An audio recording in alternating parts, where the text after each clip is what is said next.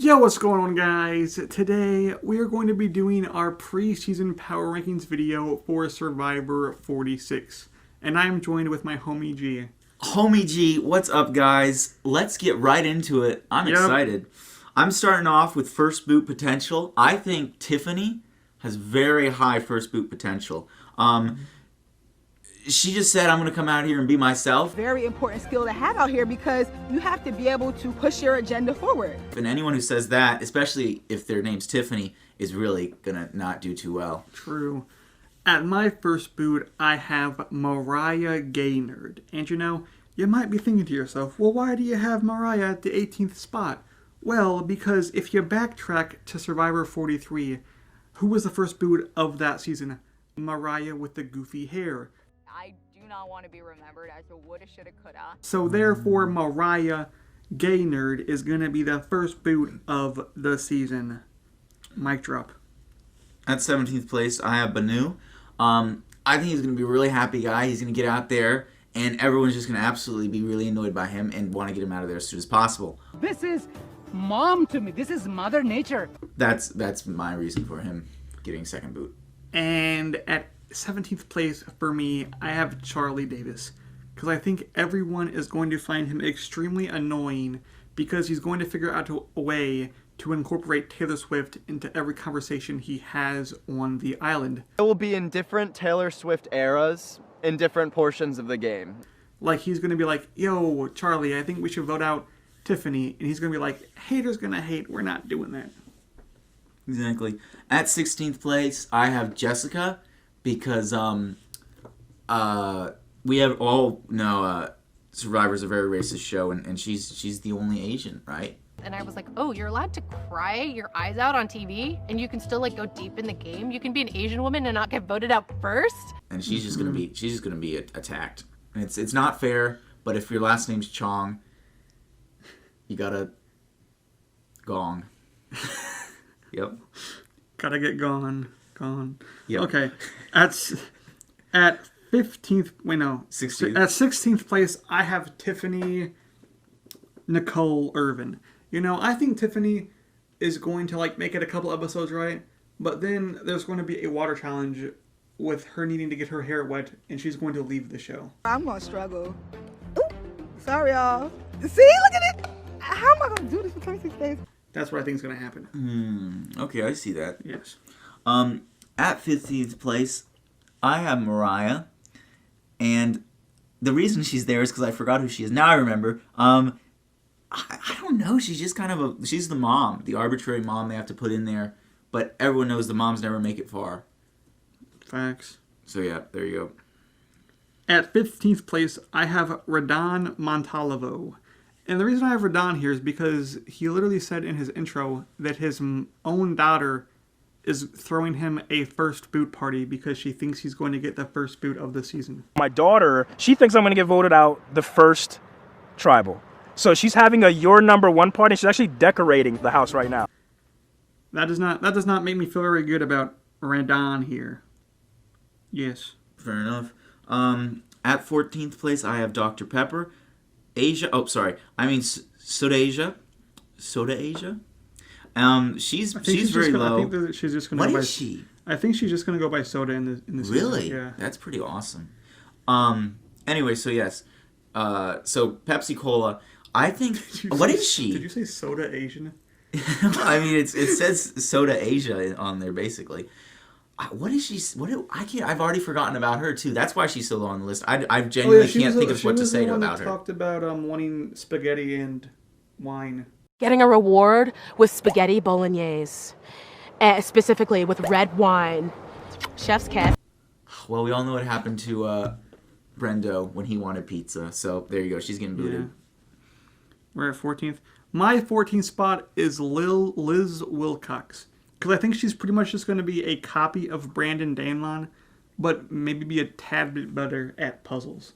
So they're going to keep her around for a couple episodes, but then she's going to get the boot because they're like, hey, what the heck? Why are you so bad at everything? Fair enough. It's not too hard to be a little bit better at puzzles than Brandon. All right, let's see. What do we have?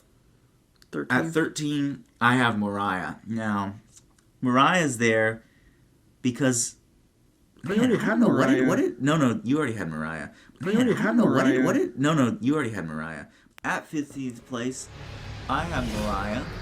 Mariah's there because she's just kind of a nobody, so no one's really going to want to vote her out early, but then they're just going to kind of realize that they got to vote her out. Mariah. That's why. At 13th place, I have Bahanu Gabal.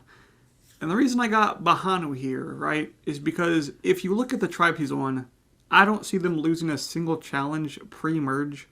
But if they manage to screw up royally and lose a challenge, Bahanu is definitely going to be the first person of that tribe to get the axe. At 12th place, I have Randon. I think he's going to try really hard, but he's just Let's not go, going to be too Randon. good. So he's going to be a little better than everyone else that has so far gotten booted off, but then he's just going to fail because, he's not really a strategic player and his kids don't even believe in him. True. All right, that's it. At 12th place, I got Jessica Chingadi Chang. I think Jessica is going to be a bad Survivor player. And I think she's going to get voted out, yeah. She's going to just be dog water. At number 11, I have Jem. Dude, I don't know, honestly. Again, she's kind of like not really a threat, but then eventually they're just going to vote her out because there's going to be alliances and she's not going to be in any of them. She seems like Jamie from 44 mixed with J Maya from 45. That sounds about right. At number 11, I have Ben Katzman. I think Ben is going to give us a lot of good music analogies. He's going to give us a lot of beatboxing, like. Yeah. But I think he's going to be like the Sifu type, where he's just no one on the tribe, no one in the entire game likes him, so they just vote him out. Mm-hmm. That's fair enough. At number 10, I have Ben as well. I think that's the problem. People seem to think musicians are social. They're not. The reason they work on like an instrument for like 5 hours every day is because they're not social at all.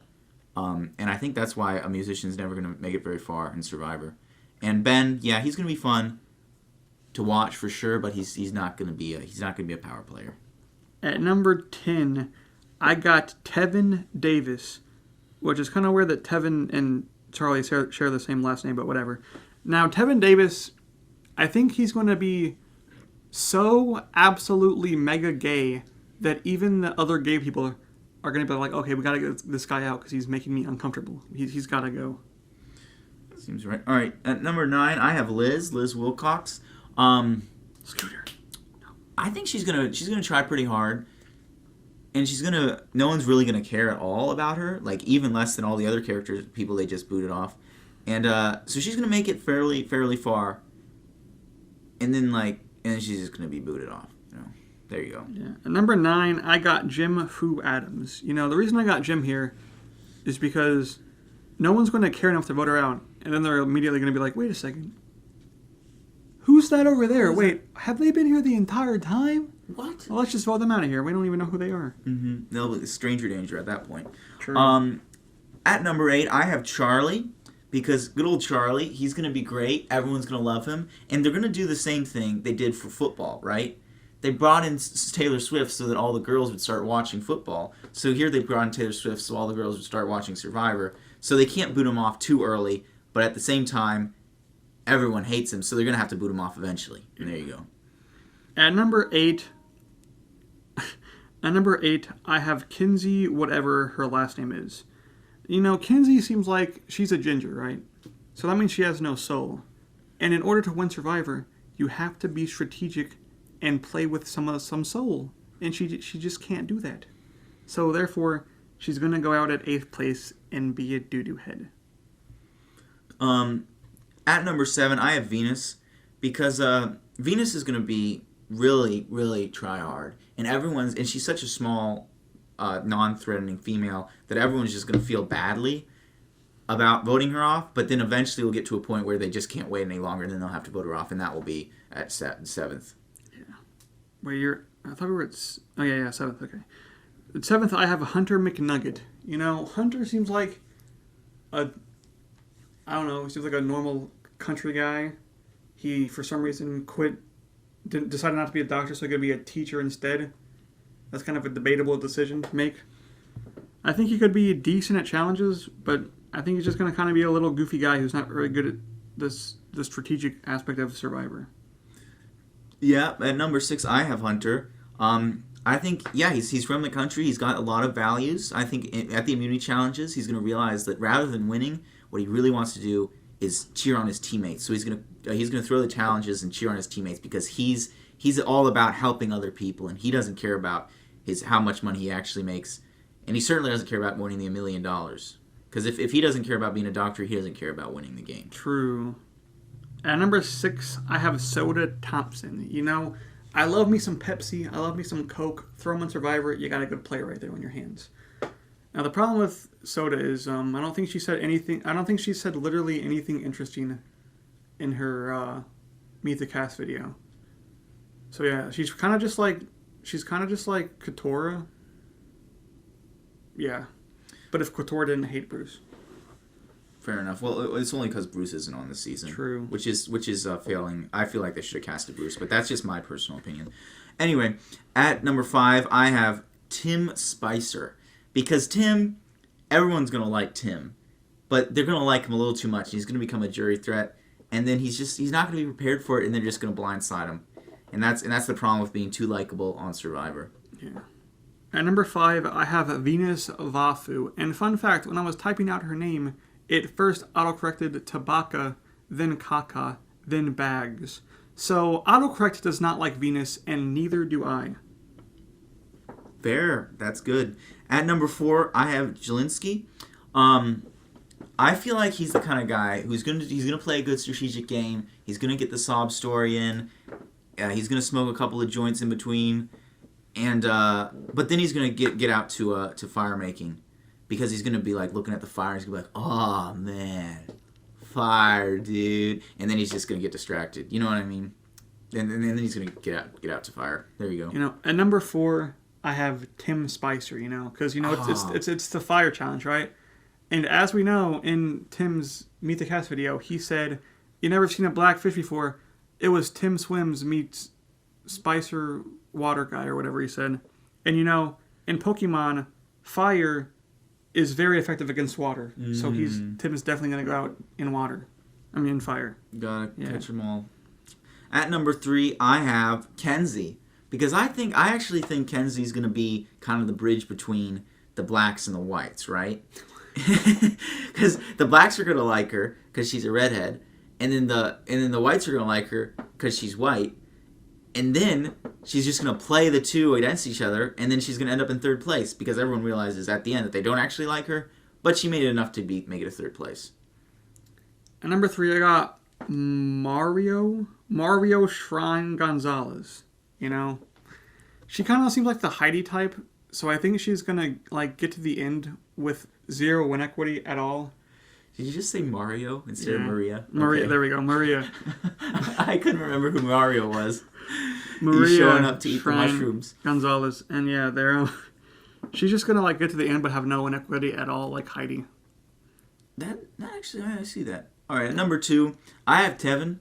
I feel like if he had that much in the promotional, he's got to make it pretty far in the game, and I feel like but people are gonna kind of realize at the end that they just didn't vote him out because they felt badly, but they don't actually like him, so that's why he's not gonna win. True. At number 2, I have David Jelinski. Now, I think Jelinski is actually going to play a very strategic game because he's gonna have such a clear head with all the doobies he's gonna be doing, you know. Mm-hmm. But it's just like when he gets to the end, he's gonna have so many people that he backstabbed and voted out that he's gonna have no friends on the jury, and no one's gonna want to vote for him. He definitely does seem like that kind of a guy. At number 1, I have Q Quantavious. This man, he's 16 siblings. 17. Is that counting himself? No, okay, 17 siblings. The man was practically born hustling. He was on the street hustling. He's in the buildings hustling. He's in the alleys hustling, and now he's on Survivor hustling. And he's just gonna hustle himself all the way to that $1 million. Now, this is how ironic that this is literally the only person that we have in the same position. I also have Q Birdhead here, you know. I think he said it best. You know, he's just a little hustler.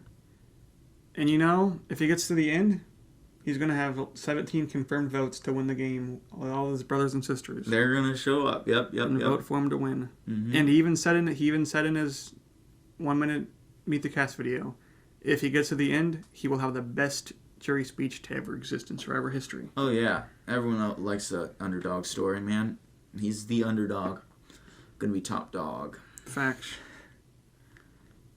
Well, I don't know what well, there guys, is there a zero place? that's gonna be the end of this video. If you guys did enjoy, make sure to hit that like button and subscribe, and I'll see you all next video. Yeah, peace out. Hey everybody, this is Bruce here for Season 45 Survivor. Now, I, Bruce, the greatest Survivor player to ever exist, demand that all of you subscribe to Meme View. That's M-E-M-E, View, and hit the like button. Or, if you don't, you end up like me on Season 44. Alright? You don't want that, do you? Peace!